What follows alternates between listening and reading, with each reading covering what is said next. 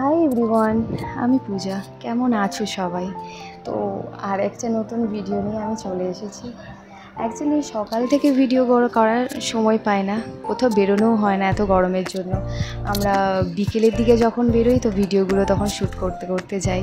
তো আজকে আমরা সবাই মিলে বেরিয়ে পড়েছি মালাবার হিল যাওয়ার জন্য।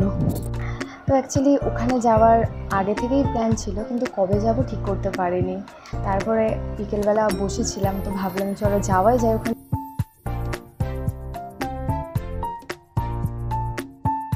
এটা হচ্ছে একটা হিলের ওপর হ্যাঙ্গিং গার্ডেন, যেটা ভীষণই সুন্দর। আমি যখন এর আগে এসেছিলাম ওখানে ভীষণ গ্রিনারি ছিল। অ্যাকচুয়ালি এখন সামার সিজন চলছে, সেই জন্য খুব একটা গার্ডেনে গ্রিনারি নেই, অল্প স্বল্প ফুল কিছু দেখতে পেয়েছি। এবার জায়গাটা ভীষণই সুন্দর, নিচে দেখতেই পাচ্ছ কত সমুদ্র, তার ওপরে গার্ডেনটা, আর ভিউটা জাস্ট অসাধারণ। ওখানে এত সুন্দর হাওয়া দিচ্ছে, সবাই দাঁড়িয়ে রয়েছে। যেটা দূরে ব্লু কালার একটা জুতো মতো দেখাচ্ছে, অ্যাকচুয়ালি এটা একটা শু হাউস, ওটা একটা জুতোর বাড়ি। আর ওটার মধ্য দিয়ে সিঁড়ি রয়েছে, বাচ্চাগুলো ওর মধ্য দিয়ে উপরে যায়, উপরে গিয়ে খেলাধুলো করার জায়গা রয়েছে, আবার নিচে নামা যায়। আমি ছোটোবেলায় যখন আসতাম, মানে এই বাচ্চাগুলোর বয়সে যখন ছিলাম, একদম ছোট 6-7 বছর বয়স, তখন সেগুলো খেলতাম। বিশ্বাস করুন, তখন যদি এই মোবাইল ফোন বা ক্যামেরা ভিডিও শ্যুট করার অপশান থাকতো, আমি সুন্দর ওইগুলোকে শ্যুট করে দেখাতে পারতাম। সেই ছোটোবেলার মেমোরিগুলো এত মনে পড়ছে, আমার ভীষণই মন খারাপ করছিল, সাথে ভালোও লাগছিল। 10 বছর পর এখানে এলাম আমরা। ও আগের বছর এসছে, কিন্তু আমি আসিনি। আমি এটা 10 বছর পর আসিনি। এই যে আমাদের প্রিয়াঙ্কা চোপড়া, ফ্যাশন উইকে যাওয়ার জন্য প্র্যাকটিস চলছে ওর।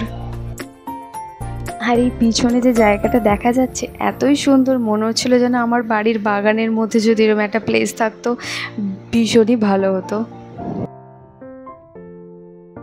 ওদের সাথে আরেকজন ঘুরতে এসেছে,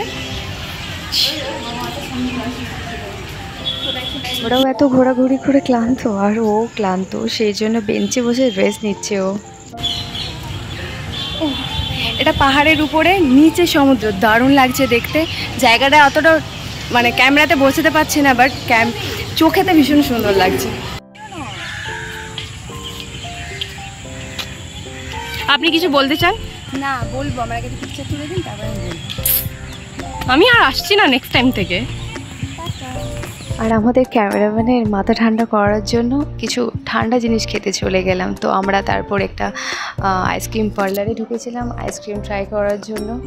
এই আমাদের ক্যামেরাম্যান ভীষণই আইসক্রিম খেতে ভালোবাসে, তাই ওর জন্য আইসক্রিম নিলাম, আমরাও একটু খেলাম।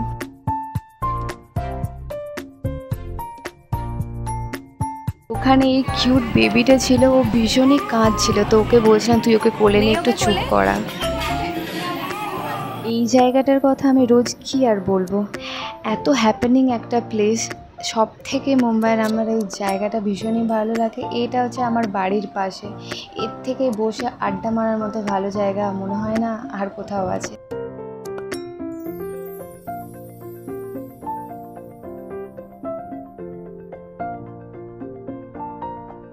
আর আমি এখানে বলছিলাম ওদেরকে যে এখানে আমি যদি সুন্দর শাড়ি পরে একটু বাঙালিয়ানা সেজে এখান দিয়ে হেঁটে যাই, তো এইখানে লোকজন কি রিয়াকশান দেয় সেটা আমি ক্যামেরায় শ্যুট করতে চাই। অ্যাকচুয়ালি এখানে তো সাধারণত শাড়ি পরে আমি কাউকেই সেরকম চোখে দেখতে পাইনি, সেই জন্যই।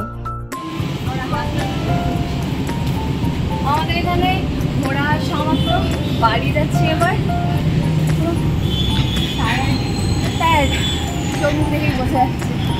তার সাথে আমি ক্যামেরাম্যান।